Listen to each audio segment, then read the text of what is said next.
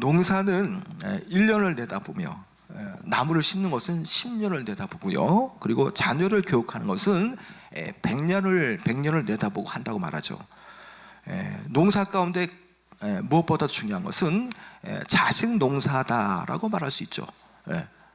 이 말은 우리가 교회적인 의미로 봐도 이 자식을 신앙으로 농사 짓는 것이 정말 너무나 중요하다는 것을 생각해 볼 수 있죠.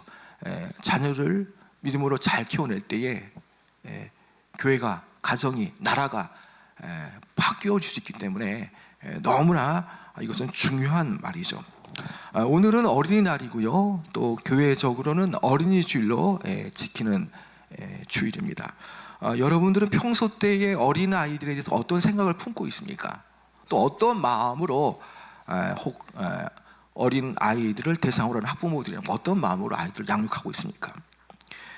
예수님 당시에는요, 어린 아이들이 이렇게 그렇게 중요하지 않게 여겨졌습니다. 예수님 당시에는요, 가부장적인 사회였고 남자가 가장 먼저였고 그 다음이 여자, 그리고 가장 맨 나중에 아이들이었죠. 유대 사회의 핵심 구성원들은 분명코 성인이었고 아이들은 너무나 존재가 미비한 존재였기 때문에 어찌 보면 인권의 사각지대가 바로 어린이가 아닌가 생각이 들죠. 어린이가 불편을 겪거나 학대를 당할 때도 아무도 그들을 위하여 불편을 돕거나 아니면 그들을 기꺼이 감싸주거나 도와주는 것들이 별로 없었습니다. 사회적인 분위기가 그랬다라는 것이죠. 모든 상황 속에서 열악한 환경에 처해 있는 것이 바로 어린 아이였다는 것이죠. 자, 하루는 사람들이 예수님께 아이들을 데리고 오게 되어지죠. 이 사람들은 아이를 둔 부모님들이죠. 자, 왜 그들이 예수님 앞에 아이들을 데려왔겠습니까? 여러분 13절에 그 내용이 있는데 한번 13절 말씀 한번 읽어볼까요? 시작. 사람들이 예수께서 만져주심을 바라고 어린아이들을 데리고 오매 제자들이 꾸짖거늘. 자, 사람들은요, 예수님께 손을 얹고 안수해 달라며 아이들을 데려왔죠. 부모님들은 예수님께서 자녀들에게 복을 빌어 주셔서 그 아이들이 잘 되기를 바라는 마음으로 아이들을 예수님께 데려왔습니다. 흔히 머리 위에 손을 얹고 복을 빌어주는 행위는 성경에서 오래된 전통이죠. 예수님 시대도 이런 일은 너무나 흔한 일이었고요. 오늘날에도 교회는 이런 일을 많이 하고 있죠. 자라는 아이들에게 믿음을 위해서 또 건강의 축복을 위해서 지혜의 그런 복을 빌어주는 것은 너무나 좋은 일이며 또 어찌 보면 이것은 또 목회자만이 또 가질 수 있는 특권이라면 특권일 수 있죠. 어린아이들을 데리고 오매. 자, 어린아이들이 지금 왔죠. 이 어린아이들이 얼마큼 많은지 참 가늠하기 힘들지만 이 어린아이들을 데리고 오매라고 하는 이 헬라어, 이 프로세페론이라는 이 헬라어는 미완료 과거로서 사람들이 끊임없이 어린아이들을 예수님께 데려왔다고 하는 그 암시적인 의미가 이게 포함되어 있죠. 그러니 얼마나 많은 이 부모들이 예수님께 축복을 받기 위해서 아이들을 데리고 나왔는가를 생각해 볼 수 있죠. 자, 그런데 아이들의 이 부모의 손에 이끌려 온 그 아이들, 자, 그런 아이들을 예수님 앞에 데려올 때에 제자들은 즉각적으로 어떤 행동을 보이고 있죠. 자, 제자들의 반응이 뭡니까? 제자들은요, 꾸짖었다라는 겁니다. 왜 예수님 앞에 이렇게 아이들을 데려왔느냐라고 꾸짖는 것이죠. 마치 제자들은요, 이 경비원처럼 이 아이들을 가로막고 서서 이 부모들을 꾸짖으면서 어린아이들이 예수님께 나오는 것을 막고 있죠. 제자들이 왜 아이들을 예수님께 데려오는 것을 이 부모님에 대해서 꾸짖고 있는 것입니까? 지금 제자들은 어린아이들 사회적으로 하찮게 여겨지는 존재이기 때문에 예수님께서 이 아이들에게 시간을 뺏기는 것이 합당치 않다고 여겨오고 있죠. 예. 그만큼 이 아이들이 유대 사회의 일원으로 여겨지지 않을 만큼 소외되어지고 경시되었기 때문에 어떤 그런 사회 풍조에 그대로 따라가고 있다는 것이죠. 그러나 그것보다 더 중요한 이유가 여기에 있습니다. 그것은 뭐냐? 자, 예수님께서 하찮게 보이는 이 어린아이들을 축복해주는 일 말고도 주님께서는 그 밖에 수많은 중요한 사역들을 해야 되는데, 지금 예수님께 나오면은 이 사역 자체가 방해받기 때문에 이 아이들이 오는 것을 지금 금하고 있는 것이죠. 그분이 하루에도 얼마나 많은 사역을 해야 되고 또 더 중요한 사역들, 일들이 많은데 아이들을 만나주신 것은 예수님의 중심인 사역에서 덜 중요하다고 여겼기 때문에, 주님의 시간을 차지할 자격이 없다고 여겼기 때문에 그들을 막아섰던 것이죠. 지금 이 제자들의 모습은요, 자신도 모르는 사이에 예수님께 나오는 것을 막아버리는 이 영적인 소경과 같은 바리새인의 모습을 가지고 있죠. 그들은 누구나 예수님께로 나올 수 있고 주님 앞에 나와 영접할 수 있음에도 불구하고 자신들이 마치 이 모든 상황들을 결정짓는 어떤 키맨처럼 지금 행동하고 있다는 것이죠. 여러분, 그러나 이와 대조적으로 아이들이 나오는 것에 대해서 예수님은 어떠한 반응을 보이고 있습니까? 여러분, 14절에 그 내용이 잘 나와 있죠. 여러분, 14절도 한번 읽어보겠습니다. 시작. 예수께서 보시고 노하시어 이르시되 어린아이들이 내게 오는 것을 용납하고 금하지 말라. 하나님의 나라가 이런 자의 것이니라. 자, 아이들을 제지하는 그 제자들의 행동에 예수님은 즉각적으로 분노, 노하심으로 반응하시죠. 여기에 노하시어라는 이 표현은요, 예수님 앞에 나오는 사람들을 꾸짖는 그 제자들 향한 아주 불편한 심기를 표현하는 거죠. 예수님께서 이렇게 왜 강하게 노하시는 이런 이 표현을 하실까? 자, 그것은 예수님께서 제자들 향해서 이미 마가복음 9장 37절의 말씀처럼 제자들에 대해서 어린아이에 대해서 실물 교육을 교훈시켰습니다. 그럼에도 불구하고 이것을 깨닫지 못하는 행동에 의해서 지금 너무나 안타까운 마음으로 서운한 감정을 표하고 계신 것이죠. 여러분, 9장 37절 말씀 읽어볼까요? 마가복음. 자, 시작. 누구든지 내 이름으로 이런 어린아이 하나를 영접하면 곧 나를 영접하며 누구든지 나를 영접하면 나를 영접함이 아니요 나를 보내신 이를 영접함이니라. 자, 이 말씀을 보면요, 자, 누구든지 내 이름으로 어린아이 하나를 영접하면 누구를 영접하는 것이 되어집니까? 나를 영접함이 된다고 말하지 않습니까? 자, 그런데 이 중요한 순간에 지금 이들은 이런 영적인 깨달음을 잊어버리고요, 지금 아이들을 막아서고 있다는 것이죠. 주님은 얼마나 안타깝고 또 얼마나 기가 차고 또 이 제자들의 행동에 이 노하셨는가를 우리가 생각해 볼 수 있죠. 지금 마가는요, 이 마가복음의 저자 마가는 의도적으로 예수님께서 세상에 소외되어지고 무시당할 수 있는 그 어린이를 친히 사랑하시고 맞아주심을 기술하고 있습니다. 오늘 이 말씀의 바로 직전의 말씀인 10장 1절부터 12절의 말씀에도요, 이 가부장적인 사회에서 약자로 나타나는 이혼당하기 쉬운 여인에 대해서, 그 이혼 문제에 대해서 서술한 직후에 가장 나약하고 또 약자로 여겨지는 그 어린아이에게 예수님은 관심을 표명하고 있다는 것이죠.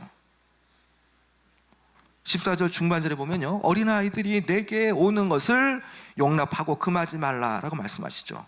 여기에 용납이란 말과 금하지 말라는 말씀을 우리가 눈여겨봐야 됩니다. 여러분, 주님께서 이 말씀을 지금 말씀을 하실 때가 과연 어떤 때입니까?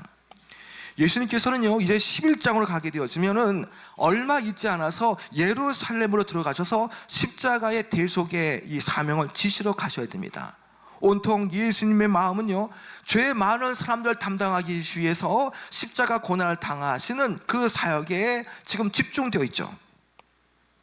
자, 그런데 지금 예수님은 이 거룩하고 위대하고 구원 사역을 이루실 최종 하이라이트가 되어지는 그 십자가 사역에 지금 집중되어 있습니다. 다시 말하면 사람들이 어린 아이들을 예수님께로 데려오고 때는 어떤 때냐? 예수님의 마음이 온통 십자가에 집중되어 있고 죄인들을 구속하기 위한 그런 이 거룩한 부담감이 가득 차 있는 때였다는 것이죠. 여러분, 그런 때라면 과연 우리가 그런 때라면 과연 아이들이 눈에 들어오겠습니까, 여러분? 여러분, 흔히 우리는요, 당장 내 문제가 코앞에 닥쳤다면 남이 보이지 않죠. 내 문제가 코앞에 닥쳤는데 어린아이나 한가하게 축복하고 있을 때인가라고 우리는 자칫 생각할 수 있죠. 여러분, 그러나 주님께서는요, 주님 앞에 나와서 축복받기를 원하는 그런 아이들 한 명 한 명을 전혀 귀찮게 여기시지 않으시고 오히려 더 적극적으로 용납하시고 축복하셨다라는 겁니다. 예수님의 수많은 사역 가운데에도 물론 하셔야 될 많은 우선순위의 사역이 있습니다. 그러나 예수님 앞에 축복받기 위해서 달려온 그 아이들 향해서 예수님은요, 결코 귀찮아하거나 그 일을 소홀히 하지 않았다는 거죠. 예수님께서 그토록 아이들을 향해서 관심을 표명했다면 오늘 2000년이 지난 오늘 저와 여러분 역시도 예수님께서 가장 관심을 가지고 표명했던 그 아이들에 대한 관심을 우리도 가져야 되는 것이죠. 지금 우리의 모습은 어떤 모습입니까? 자신에게 조금의 문제가 생겨도 마음의 여유와 평정심을 잃고 타인에 대해서 받아들이고 용납하고 사랑하는 마음을 상실할 때가 많다는 거죠. 내일이 우선되어져야 되고 내일이 급하기 때문에 만사가 다 귀찮다라고 여기는 그런 모습도 있을 겁니다. 여러분, 그러나 오늘 우리는 중요한 말씀을 통해서 이렇게 남을 돌아보지 못하고 또 약자들에 대해서 영원 돌봄을 하지 못하는 그런 냉랭한 자세로는 여전히 주님을 닮아가는 모습이 아니라는 사실을 우리는 알아야 되는 것이죠. 자신에게 문제와 어려움이 있을지라도 주님께서 다 해결해 주실 것을 믿고 다른 사람의 문제도 내 일처럼 여기는 그런 마음의 여유와 또 영원 돌봄에 대한 자세를 우리는 가져야 됩니다. 여러분, 그것이야말로 어떤 것입니까? 한 영혼 한 영혼을 위해서 그것을 소중히 여기는 그의 나라와 그의 일을 구하는 그런 믿음의 자세라는 것이죠. 목사로서 노예 활동을 이렇게 하다 보면 여러 교회 목사님들 만나게 되어지죠. 그런데 목사님들과 얘기하는 가운데에 주요한 주제가 몇 가지들이 있습니다. 그것이 뭐냐? 이게 주일학교에 대한 부분이거든요. 교회에 아이들이 없다라는 겁니다. 어느새 교회의 아이들이 사라져가고 있다는 것입니다. 그래서 주일학교를 운영하기가 힘들다는 얘기죠. 여러분, 우리 교회는요, 노예에서 그 어른 성도의 숫자와 주일학교 숫자가 이렇게 거의 대등한 위치에 있는 교회, 이렇게 소문난 교회입니다. 다시 말하면 우리 교회의 특징은 정말 다음 세대의 학생들과 아이들이 많은 교회라는 것이죠. 여러분, 이것은 10년이고 20년이고 30년 뒤에도 미래가 있다고 하는 그런 반증이죠. 여러분, 아무리 교회의 성도수가 많아도요, 다음 세대가 끌어진다면 과연 그 교회에 어떤 소망이 있겠습니까? 여러분, 그런 차원에서 우리는요, 이 주신 아이들에 대해서 놓쳐버리기보다는 이 아이들에 대해서 마치 잠언서 27장 23절의 말씀처럼 내 양떼의 형편을 부지런히 살피며 소떼에게 마음을 두라는 말씀처럼 우리 주일학교 어린 영혼들 향해서 그들의 형편, 그들에게 전심으로 마음을 두는 자세가 필요하다는 것입니다. 비단 이것이 목회자들과 아니면 주일학교 부장님과 교사들만 해당되는 것이 아니라 여기에는 모든 성도들에게 이 내용은 다 해당되는 내용이라는 것이죠. 여러분, 무릇 집에 아이들의 소리가 있어야만 행복한 거 아닙니까? 여러분 마찬가지입니다. 교회에도요, 아이들의 소리가 들려야 되고요, 아이들이 뛰어노는 소리가 끊어지지 않을 때에 교회는 행복합니다. 여러분, 그런 차원에서 이 주신 영혼들에 대해서 우리가 그들의 형편을 잘 살피고, 또 그들이 죄 가운데 나가지 않고, 또 그 정말 우리가 이 소떼와 양떼를 살피는 마음으로 아이들의 믿음을 키우는 데 있어서 적극적으로 돕고 섬기고 사랑하는 것은 너무나 중요하다는 것이죠. 이제 예수님께서는요, 아이들의 믿음에 대해서 말씀하십니다. 14절 하반절에 보면요, 아이들이 내게 오는 것을 용납하고 금하지 말라고 말씀하시며 하나님의 나라가 이런 자의 것이니라 라고 말씀하죠. 하나님의 나라가 이런 자의 것이니라, 하나님의 나라가 이런 아이들과 같은 마음의 사람의 것이다 라는 의미인데요, 이것은 조금 더 구체적으로 말한다면 어린아이가 소유하고 있는 영적인 특성을 가진 자라야만 하나님의 나라에 들어갈 수 있다는 뜻이죠.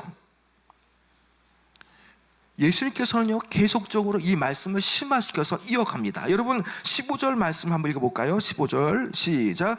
내가 진실로 너희에게 이르노니 누구든지 하나님의 나라를 어린아이와 같이 받들지 않는 자는 결단코 그곳에 들어가지 못하리라 하시고, 예수님께서 이제 왜 하나님의 나라가 어린아이와 같은 사람들에게 속하는지를 설명하시죠. 어린아이와 같이 하나님의 나라를 받들지 않는 자는 결단코 그의 나라, 하나님의 나라에 들어갈 수 없다고 선포합니다. 여러분, 이 선포야말로 이 구원과 복음의 진수가 되어지는 요약된 말씀 아닙니까? 어린아이와 같이 하나님 나라를 받든다. 여러분, 어린아이 특징을 생각하면 됩니다. 정말 이 하나님 나라를 어떻게 여기고 어떻게 받느냐, 정말 아이와 같은 믿음으로 하나님 앞에 온전하게 의지하며 그렇게 순수하게 그 말씀과 하나님 나라를 받아들인다는 것이죠. 지금 예수님께서는요, 하나님께 나아가는 아주 필수적인 태도를 말씀하죠. 어린아이와 같은 태도를 갖춰야 한다고 지금 계속적으로 주님은 말씀하고 있습니다. 그러면 어린아이의 이 영적인 그 신앙의 특성이 과연 어떻게 되겠습니까? 여러분, 기성세대가 지니지 못한 때묻지 않는 순수함이 아이들이겠죠. 그리고 아이들은요, 자기 중심적이지 않고요, 이 의존적이고 순종적이죠. 자기 자신을 의존하지 않고요, 하나님을 전적으로 의지하는 마음 자세가 다른 연령층보다 높다라는 거죠. 바로 이런 어린아이 같은 영적 특성을 가진 자만이 결국 하나님의 나라에 들어갈 수 있고 하나님 나라를 소유할 수 있는 자가 되어진다는 것이죠. 제가 유치부 사역을 한 1년 가까이 한 적이 있습니다. 좀 쉽지 않았고, 또 나름의 참 이 유치부 아이들을 가르치면서 참 기쁠 때가 너무 많죠. 유치부 아이들에게 말씀을 전하면 그 아이들은 그대로 그것을 받아들이죠. 그 제가 설교할 때에 거짓말하면 안 돼요 라고 말하면 정말 이 아이들이 한 주 한 주 동안 거짓말을 하지 않고 그대로 믿고 순종하는 것이죠. 여러분, 어릴 때에 신앙의 조기 교육이 필요한 게 바로 이런 때죠. 받아들이기 쉽고 순수하고 때묻지 않고 말씀을 전할 때 그대로 흡수할 수 있는 수용성이 뛰어난 나이기 때문에 어린 나이의 신앙교육 너무나 중요합니다. 그런데 이런 마음 자세가, 이런 어린아이의 순수하고 그 말씀 그들을 믿는 이런 자세가 유치부와 유년부 때는 그래도 가능합니다. 그런데 초등학교 6학년 이 어르신만 돼도 어떻습니까? 안 믿습니다.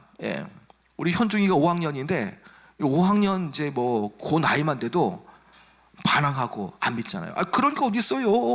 안 믿깁니다. 아유, 그걸 어떻게 믿으라고 합니까? 이렇게 말하지 않습니까? 벌써 세상의 때를 묻고 있고 세상의 영향을 받고 있기 때문에 그게 안 믿긴다라는 겁니다. 안 믿긴다라는 것이죠. 여러분, 우리의 신앙도 이와 같습니다. 어린아이의 그 신앙의 순수성, 믿고 받아들이는 가운데에 그것이 그대로 이루어진다라고 하는 그 믿음의 신뢰성을 가지고 우리는 하나님 나라에 들어간다라는 마음으로 우리는 생각해야 된다는 것이죠. 하나님 나라에 들어가기 원하는 모든 사람이 필요한 반응은 바로 이 주님께서 이 어린아이를 모델로 주시는 그 지침의 말씀처럼 이 아이들의 그 수용적인 태도를 우리는 생각해 봐야 합니다. 예. 우리가 반면교사를 삼는다라는 말이 있죠. 반면교사.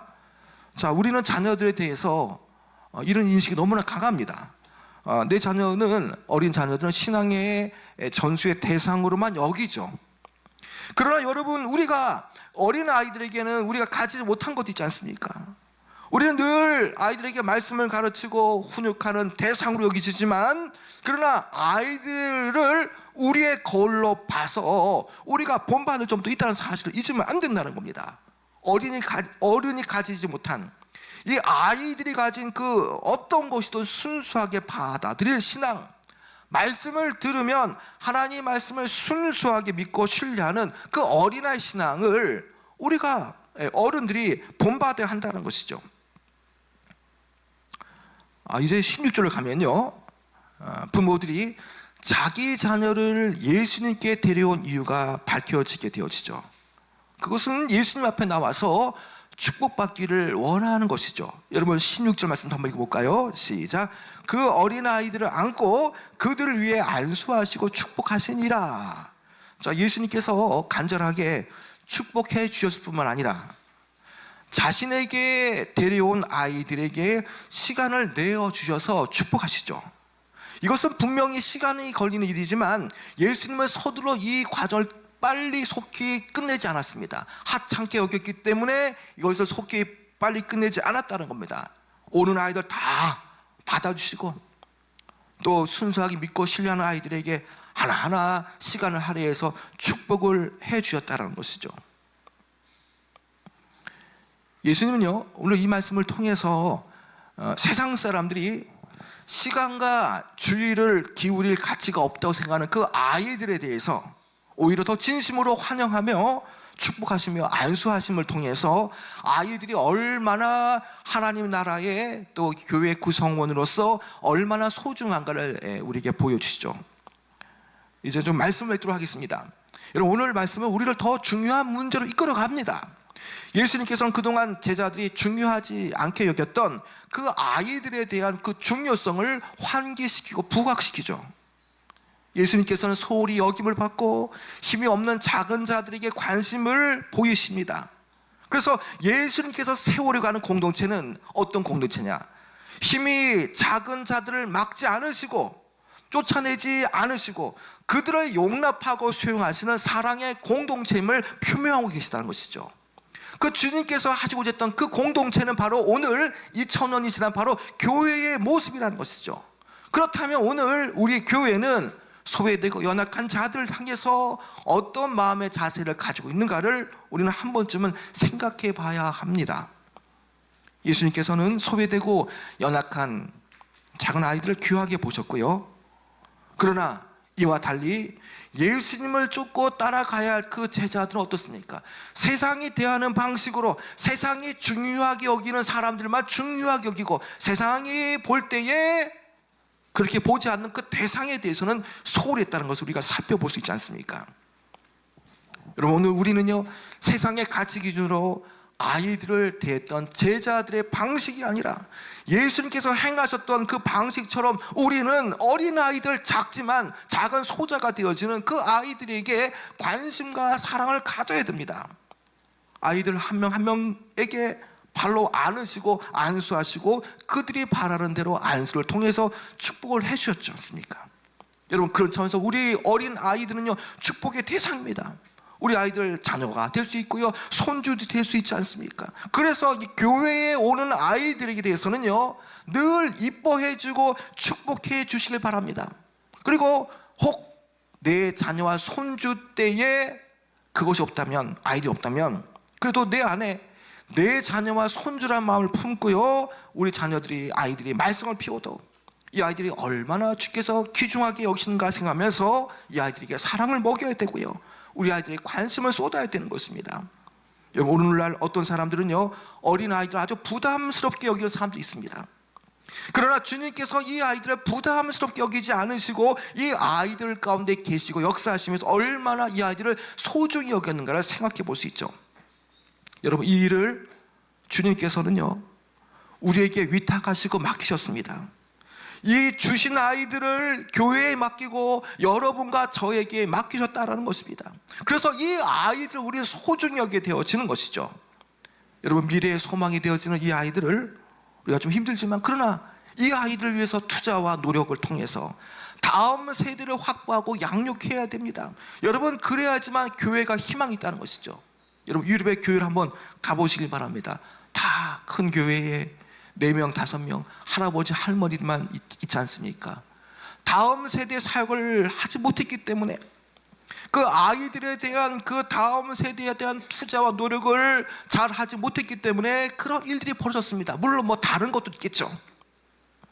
여러분, 오늘 우리가 이 아이들이 예수님께서 하셨던 그 모습 그대로 이 아이들이 더 큰 사랑과 축복을 받을 수 있도록 우리는 노력하는 교회가 되어져야 하는 것입니다. 여러분, 우리가 소떼와 양떼를 두루 살피는 마음으로 우리 아이들을 잘 믿음 양육할 때에 여러분 10년, 20년, 30년 뒤에 이 아이를 통해서 나라가 바뀌어지고요, 교회가 바뀌어지고 민족이 바뀌어지는 그런 역사가 있던 사실 속에서 오늘 우리 아이들을 위해서 더 사랑하시고 축복해 주시는 귀한 여러분 되어지길 축원합니다.